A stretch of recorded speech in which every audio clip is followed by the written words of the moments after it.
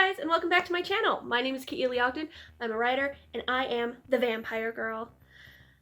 Words cannot describe how excited I am to talk about this movie today. We are reviewing the 1931 Universal Pictures classic, Dracula, starring Bela Lugosi. Guys, I love this movie. I will try and contain my fanaticism in order to give you a clear vision of the movie and a little bit of background about it.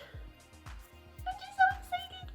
Okay, now without further ado, let's just jump into Dracula. Dracula was released in 1931, directed by Tod Browning, and it was one of the only speaking films that he would ever direct. He had already made a good name for himself in the silent film genre. Dracula, of course, is famously portrayed by Bela Lugosi, although he wasn't the first pick for the character. At that time, Lugosi was playing Dracula on Broadway and happened to have been touring in Los Angeles when casting was going on. He pushed hard to get an audition and to get the part, and he gave us the most iconic portrayal of Dracula, and I'd argue any vampire in the world. Sadly, Lugosi came to dislike his role as Dracula. He felt that it pigeonholed him as an actor. Thankfully, this sentiment didn't last for too long, as he would later reprise the role in 1948 in Abbott and Costello Meet Frankenstein, where he once again took on the mantle of Dracula.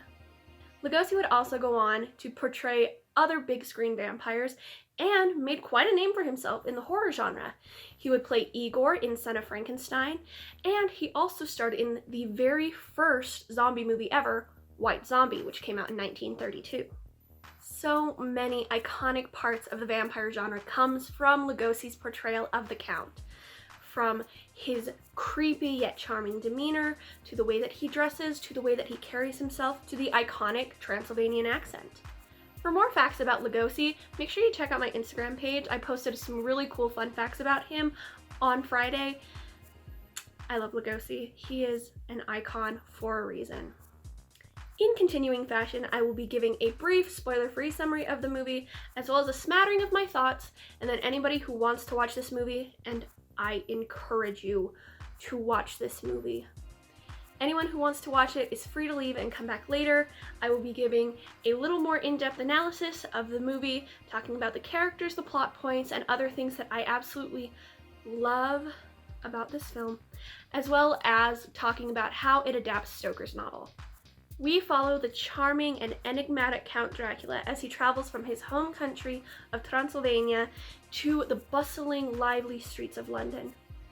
Once there, he encounters Dr. John Seward and his family, and the family quickly realize that they have stumbled into a dangerous game of cat and mouse, or bat and rat if you prefer. They engage the help of Dr. Abraham Van Helsing in order to decode the strange things that are going on in their neighborhood. However, the Count is a hard man to resist, and soon the doctor's young daughter starts to fall prey to his charms. Oh, guys, I love this movie more than words. It's not just that it is a good Dracula adaptation. It's just a generally good movie. There are moments that I won't get into because we're still in the spoiler-free section of the video. There are moments of incredible cleverness in the writing, in the cinematography, in the way that the actors interact with each other. There are a lot of really fantastically written lines of dialogue spoken by all of the characters. Lugosi is definitely the standout among the cast here, but that doesn't mean that the rest of the cast is bad. Edward Van Sloan, who played Van Helsing opposite Lugosi on Broadway, also plays Van Helsing in the film, and their on-screen chemistry is one of the best parts of this film. I also have to give a huge round of applause to Dwight Frye's portrayal of Renfield. He is absolutely show-stealing. Every time he is on screen, I get giddy and excited. I love Dwight Frye in this movie. Helen Chandler plays Mina Seward, and she is incredible. She hadn't made much other movies that I knew personally besides Dracula. And when you type in her name in Google, Dracula comes up as her biggest title. And it's for good reason, because she is fantastic as Mina. I absolutely love her. We also have a couple of great comic relief characters that kind of help break the tension, because this movie gets pretty freaking tense. But we do have a couple of great comic relief characters in Martin the Orderly and the maid, who was never named. She's even just credited as the maid, but they are awesome. So don't go in expecting just a straight horror thriller ride, because there are some moments of levity and there are some really light, really funny comedic moments. All in all, Dracula 1931 is a great movie. I mean, it's a classic film for a reason. There are very few Dracula adaptations that are able to capture the tone and the spirit and the characters of Stoker's novel as well as this movie does. I could not recommend it anymore. Before we move into the analysis, so spoiler-free people, don't run away yet, don't panic, it's fine, I will let you know when the time comes, I promise. Before we move into the analysis, I wanted to give a couple of ratings. The first is the MPAA rating. These are things like PG, PG-13, R, etc.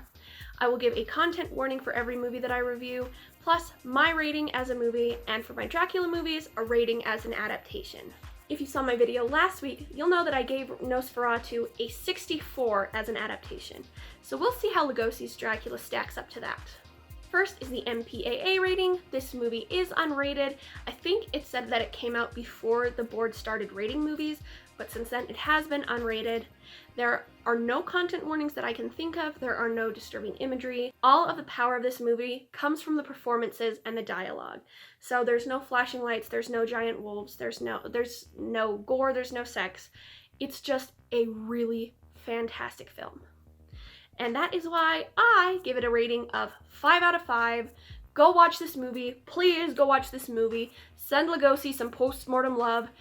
Watch this movie. I got it in the Legacy Collection. I actually got it for my birthday because my mom is an enabler.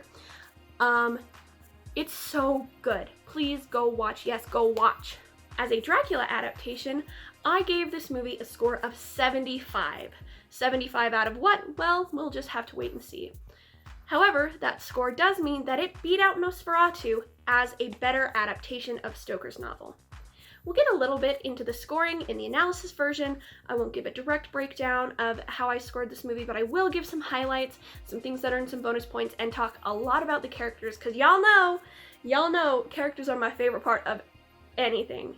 If you want to go watch this movie before I spoil it, right, go ahead and leave. Get on out of here. Go watch the movie. Please, I encourage you to go watch this movie. Go watch this movie, or I will find you. And I will sneak in your window in the form of a bat, and it won't be a fun time. So go watch the movie. Alright, you still here? I'm not looking. You guys can leave if you want to. I won't look. I won't judge you. Alrighty then, let's get into the analysis. As always, we start in Transylvania, only this time, instead of following Jonathan Harker or Thomas Hutter, we're actually following Mr. Renfield. We never get a first name for him in the book or in any adaptations. Oh, that's a lie. The 79 Langella version gives him a first name. I lied. I'm sorry, I just lied to you guys. Renfield is a very cheery, very chipper young man. He's got a big smile on his face, he's got a lot of great energy, and he's just so excited to be going to where he's going, despite the locals telling him, please don't, it's Walpurgis Night? In the book, it's the eve of St. George's Day. Editing me will put in what they call it in this movie, because it's a different holiday. But he is warned on this night in particular that evil is able to walk the earth. And so the locals try and get him to not go to the castle until the next day, because they don't want this very nice, chipper young Englishman to go get himself killed. Because that's not fun. But there's no movie if somebody doesn't get got by Dracula. So Renfield hops his happy little butt back into the carriage and goes on to the castle. When he arrives, he meets the man, the myth, the Lugosi. He meets Count Dracula. Before I get on the Lugosi love train, let me take a sec to talk about the set of this movie. Dracula's castle is gorgeous. It is, look at that. It's gigantic. And it really gives a great sense of power and of how small. Dwight Frye is not a large man. I think he's the smallest man in the cast, but that might just be because he's hunched over for a large majority of the movie. Dwight Frye is not a large man, but this set makes him look so much smaller, and it is incredible. However, it doesn't seem to dwarf Lugosi. I don't know if this is just because Lugosi brings such a power to his role as Dracula. I'm on the Lugosi love train. I'm sorry, I can't help it. It's just so good. It might be because of the way he wears his cape. It might be because of the way that he moves. But Lugosi never seems small. He is always commanding the scene when he is on screen. Lugosi never wastes a moment on screen.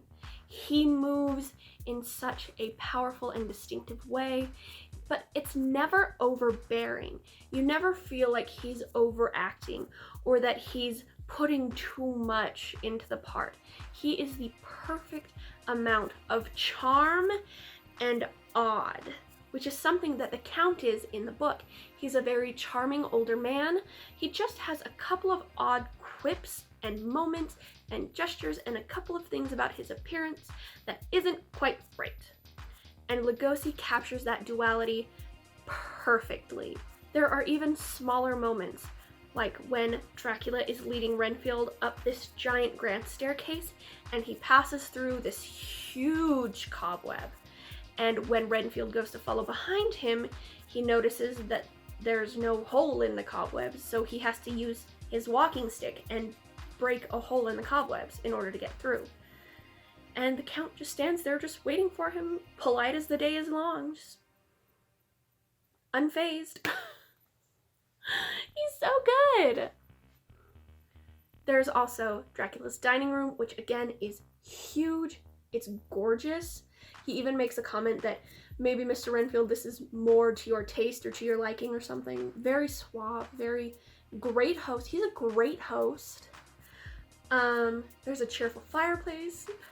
Renfield even calls it a cheerful fire. He calls the fire so cheerful. It's just, Dwight Frye is adorable. Can I just... Dwight Frye is baby. Dracula invites Renfield to sit and to rest. Recently, I realized that anytime Renfield, Jonathan, Thomas, whatever, anytime Dracula feeds his guests, he doesn't have servants. This is established in the book. He has no servants. So either Dracula or his wives are always cooking for Jonathan, or they're ordering Uber Eats from the village, but you know, nobody wanted to come, so Drac must be a pretty bomb chef because he's fattening up his guests something good. He then pours Renfield some wine while Renfield is getting out the papers for him to sign, and we get the iconic line that so many other Dracula movies have copied, which I'm 90% sure isn't in the book. I'm not gonna go higher than 90 because I read that book like freaking Dr. Spencer Reed. I just read so fast, except I don't retain any of it. We get the iconic, "I never drink wine 'cause I'm a vampire and I drink your blood." It's just so great. It reminds me of Nosferatu's kind of cheesy, like, "I sleep all through the day, completely dead to the world," those kinds of lines. Funny thing, Tod Browning actually said that he studied the movie Nosferatu, which if you haven't seen my review last week, go watch my review of last week. I reviewed Nosferatu. He said that he studied that movie in order to understand more of how to artistically and visually represent the Count on film. That's just a little fun fact for you. Renfield accidentally cuts himself on a paperclip, which the Count has a very strong reaction to. He's getting a little close for comfort there, bro. Just stand back, it's fine. And then he sees that Renfield is wearing a crucifix, and we get this beautiful screenshot. And Renfield's just like, don't worry about it. It's just a little paper cut. It's not so bad. And he's just got this big old smile. He's like, oh, buddy, it's fine. Don't even worry about it. It didn't even hurt that much. See? Oh, yeah. And Dracula's like, you gonna share? It's just so great. I just love this movie. Next, we get our first appearance of the Count's wives. Now, they're basically in this movie so that they can check that off the list of Dracula, because they come in for a second and they do nothing. They're basically pointless. They're just there to be there. So, like, props for putting them in the book or in the film, but like Coppola did it a little bit better. Renfield ends up passing out, and it doesn't seem to be because he's afraid of the wives or he's afraid of the Count. I am really sure that the Count drugged him with the wine that he never drinks, because he drew so much attention to it, and it's so shortly after Renfield drinks the wine, Dracula gives him kind of this stare eye, look down, stare down, look eye, I don't know. Dracula gives him the stink eye, that's what I was trying to say. Dracula gives him the stink eye and this creepy little smile, and then he passes out, so pretty sure that Dracula just drugged him, which is not cool. That is rude to do on your first date, especially. Total faux pas. Not cool, Drac. Not cool. The next time we see Renfield, it's aboard a ship called the Vesta, and I got it wrong last week in my Nosferatu review. The ship in that movie is called the Empusa. This ship is the Vesta. I got it mixed up. I watch these movies interchangeably so often, and they change the ship's name in all of them. So Nosferatu, it's the Empusa. In this one, it's the Vesta. In the book, it's the Demeter. The ship. I love the ship scene. Now, we don't get much of it in this one, unfortunately. We don't get to see Drac up and wandering around the ship and eating people, which is kind of disappointing, but it's fine because we get to see Renfield being all crazy. It's adorable. We love Dwight Frye. We also get a really cool shot of the captain tied to the wheel. We don't see much, but I really like this shot. I think it's very well done. I think it really gets the point across that they're trying to communicate. It's horrifying just thinking about it. Poor captain, what'd he ever do? He just wanted to captain his ship, and everybody being so mean to him is not cool. First we're drugging people, now we killing people. What's up, Drac? Like, come on, get it together, man. Get it together. Renfield is the only living person found on board the ship, and he's clearly crazy. I mean, look at his eyes. He's so good. We love Dwight Frye in this house. He is taken to an asylum in Whitby, England, and that asylum happens to be run by Dr. John Seward, just like in the book. However, this Seward in the movie is much more of a father figure. He's a much older man than he is in the book. In the book, he's 29. In this movie, he is not elderly, but he's definitely up there. He's not a young man. But he's still a really good father figure character, so we're gonna let him slide. He's not bad. And his actor, editing me, please put the name in because I can't remember for the life of me. I remember like everybody except him and Lucy and the staff at the hospital. Anyway, great actor, great portrayal of Dr. Seward. Of course, not the same as the book Seward, which I'm particularly partial to. I love Jack in the book, but I digress.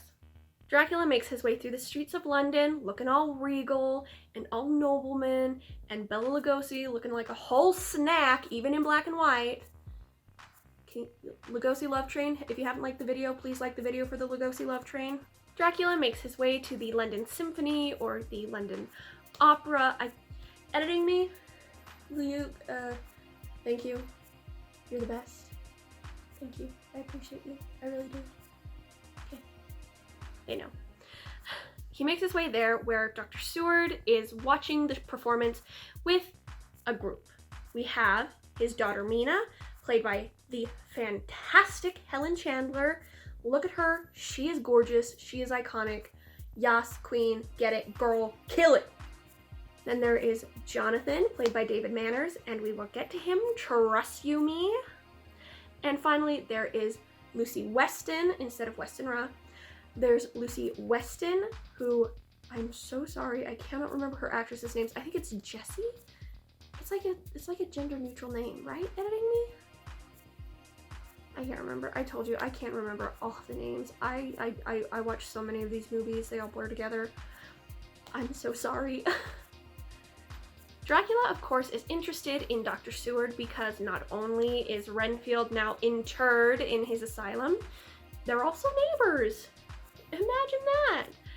Next door neighbors. That still freaks me out. Could you imagine? It's like living next door to freaking John Wayne Gacy. Yikes, my guy. Actually, Dracula's more of a Ted Bundy. He's very charming, but also very icky. Am I really making that comparison right now? Yeah, I guess I am. Dracula is Ted Bundy now. Sorry, not sorry. Dracula takes this chance to introduce himself to the ladies, and Jonathan, he's fine. And Lucy seems pretty smitten with this handsome, noble stranger from across the world. After this scene, we don't get much of Lucy. She kind of fizzles out of the movie, which is disappointing because the actress does a great job, and Mina and Lucy have really great on-screen chemistry. Their friendship is very well portrayed in this movie. They tease each other, they poke fun at each other, they're kind of sassy and snarky with each other. I love it. I'm living for it. I want more of it. But Lucy gets bitten by the Count, and then she just kind of disappears from the movie, which is disappointing, like I said. But we have limited runtime. We have to get to the meat of the movie. I get it. It's okay. Runtimes, small. I get it.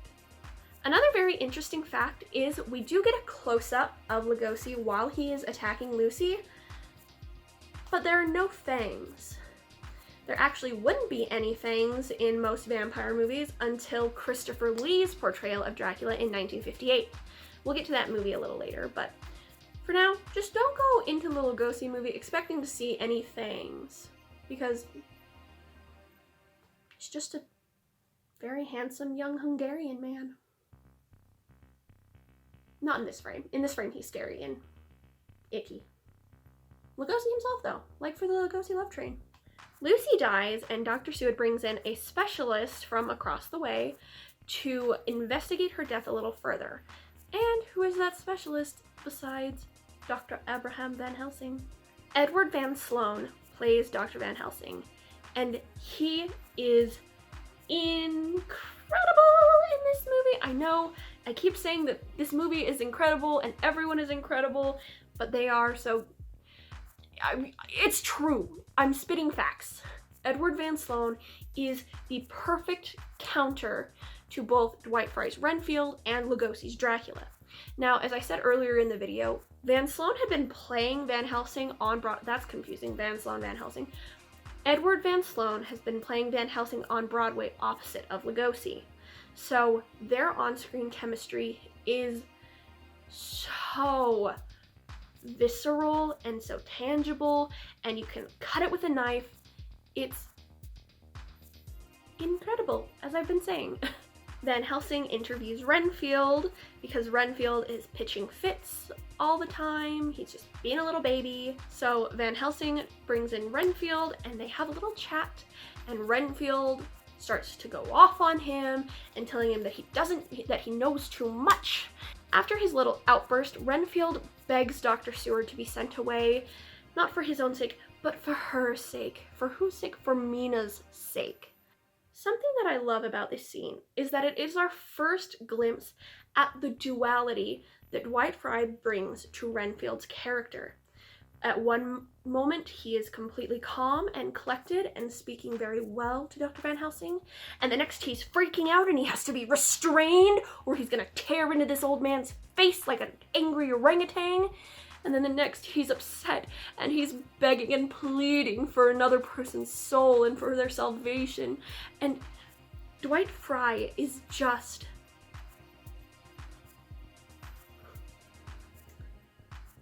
His performance is exactly the way that I envisioned Renfield in the book. Now, does this make his performance better than any other Renfield's performance? Yes, it does. It really does. He's the best. Don't fight me on this. I will end you. He's the best. He's the best. Since nobody ever listens to the crazy person, they don't send Renfield away, and Dracula is able to enter the asylum, where he then begins to feed on Mina. Mina starts telling stories about having nightmares and about having an awful pain in her throat. And this is where I'm going to mention that Helen Chandler's costumes in this movie are stunningly beautiful. Like, props to wardrobe. Helen Chandler is a beautiful woman. I mean, she's gorgeous. But the way that they dress her in this movie it's chef's kiss. Van Helsing is able to get into their heads that there might be a vampire on the loose, and they don't exactly know who until Dracula comes over for a visit. And Van Helsing is able to see Dracula, and he's like, bro's kinda weird.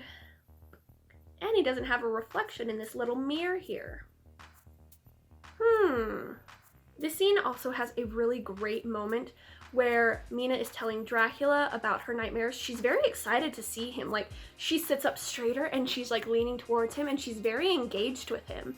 And he's very engaged with her, and they have this kind of like, I wouldn't call it like romantic chemistry, but this very friendly way of talking with each other that I think is great. I know this entire movie is great. I keep saying it.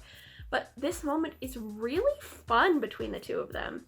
Mina is telling the Count about her nightmares, and he says something along the lines of, I hope you haven't been taking my stories too seriously. And when Jonathan freaks out like the little whiny baby that he is, don't worry, we'll get into more of that a little bit later because he is the worst part of this movie. David Manners, nothing against him. Jonathan is the worst. And Dracula's like, yeah, you know, while you've been so busy, I've just been coming over and hanging out with your wife and just telling her some rather grim tales of my homeland and just entertaining your fiance. Like, what you gonna do about it, bro? You ain't never here. Like, girls got needs, and those needs are for spooky gothic stories told by a very beautiful Hungarian man. Like, get on my level, sir. So I think that was just a really clever way of showing a little more interaction between the characters. We never see him hanging out with her, but just that line gives us a sense of, oh man, like, he's been over here. Like, he's more involved with these people's lives than we thought. Van Helsing then sees that Dracula casts no reflection, and he realizes that the next door neighbor is in fact the vampire that they're all looking for. To test this theory, he shows Dracula the mirror, and Drac freaks out and smashes it. I'm going to talk about this part objectively. I'm not going to freak out or geek out. I am not going to use the term great or incredible for the rest of the review. That's my goal. I'm not going to use the words great or incredible. This moment is very well choreographed and very well acted. Those are big official terms that I learn in my directing school. The choreography between Van Helsing and Dracula when they smash the mirror is very well executed, and it feels very natural. Unlike what I'm doing. Okay guys, this scene is great.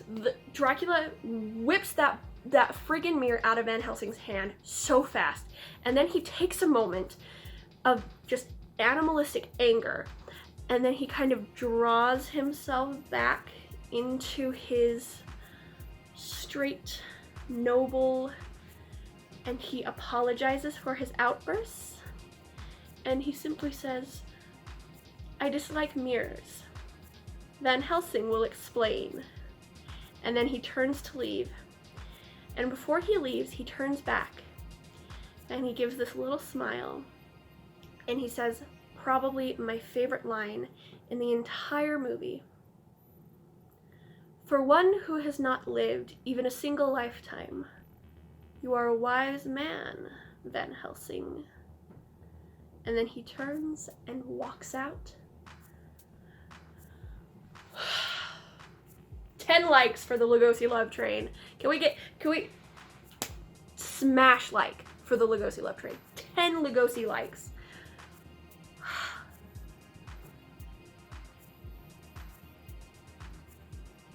I have to compose myself.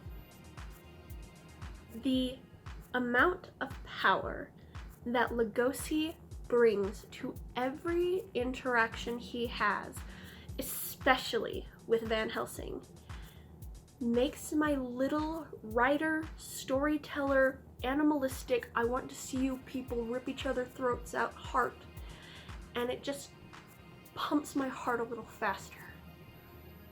It is amazing to see what a pair of actors can accomplish. A lot of the tension is increased because of the lack of musical scoring. Now, Tod Browning said that he didn't want this movie to have an in-depth score because he wanted to build tension using silence. And this half of the movie exemplifies that in incredible fashion. We don't need music to tell us how we should be feeling right now because we feel it. So good. So good, guys. So good. We get a few more scenes with Renfield telling the men that they're idiots and that they should have listened to him and they should listen to the Count and they should get everybody out of the house because Count bad, he's scary, he make the rats come. I won't be able to tell you every single, and I've already shared a lot of dialogue, but I won't be able to tell you every single line of dialogue in the rest of the movie that I love because I can quote basically the whole last act of the movie. It's fantastic. Renfield's lines are staggeringly well written. He has these powerful monologues where we get a sight into just how much Dracula is controlling him and how much Renfield is allowing himself to be controlled. This is another great example of the duality of Renfield's characters that we don't see in a lot of other adaptations, that we saw a lot of in the book and that we see a ton of here.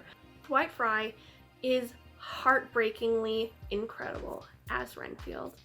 One of the best lines is when Van Helsing tells him that he will die in torment if he doesn't tell them everything that he knows. And Renfield, crying, says, "No, God will not damn a lunatic soul. He knows the powers of evil are too great for those of us with weak minds." Like, how tragic! Baby, somebody give that boy a hug! Not a self-hug, not a straitjacket self-hug. Give him an actual hug. Like, I would. He is baby. Renfield has another great line a couple of scenes later where he says that Dracula promises him things not in words but by doing them, by making them happen. And I think this is a great way to show Dracula's manipulative power and the manipulative power of evil in general. This sentiment just plays into the fact that Dracula is a quiet, invasive evil. He's not an in-your-face, stabbing you, jumping on you at every opportunity, explosion, shooty, bang, bang villain. He is a patient evil, and he makes promises that he knows he can keep to people who he knows that he can entrap. Van Helsing tries to protect Mina, and Jonathan makes it so much harder than it has to be.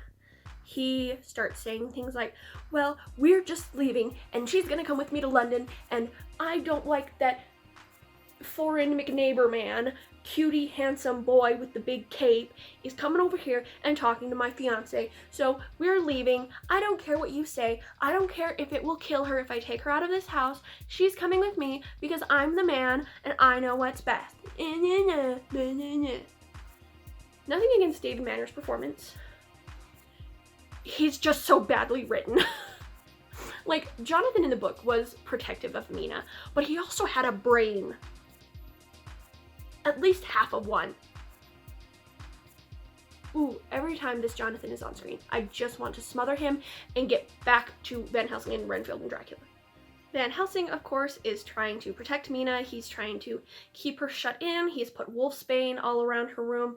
In this movie, it's wolfsbane instead of garlic. I think just because wolfsbane sounded a little fancier. I know that in some places it's used as a ward, but I think it just sounded fancier, so they used it instead of garlic. He's hung wolfsbane all around her room. He's made a wreath of it for her to wear. She's not super into it, so she goes wandering on the veranda, the balcony, the veranda. I don't know the difference. She goes wandering, and Jonathan comes across her, and he's like, "Oh my gosh, you look so good. It's nighttime, and you're absolutely glowing. Like, what's up?" And she's like, "Ugh, I just feel so good during the night. It's so nice and beautiful, and there's so much fog, and, you know, we should just sit out here in the nighttime away from everybody else who could possibly save you if I wanted to do anything nefarious. I mean, not that I want to do anything nefarious, but if I did, no one would be able to save you in time, would they?"